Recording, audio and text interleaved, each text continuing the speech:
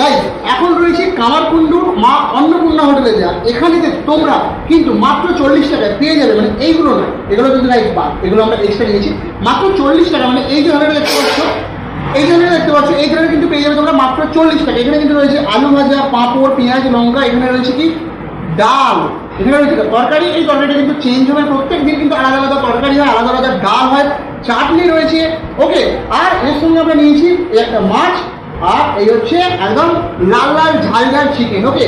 লাল লাল ঝাল ঝালে যেহেতু এখনো পর্যন্ত দাদা আমাদের পেটেন্টটা নিয়ে নেয়নি, তাই ওটা আমরা ইউজ করতে পারি। মাছটার প্রাইস পড়েছে মাত্র কিন্তু 30 টাকা, ওকে। এই যে মাছটা প্রচুর গরম, নাই প্রচুর গরম, মাছটা তোমাদেরকে পড়ায় রাখছি।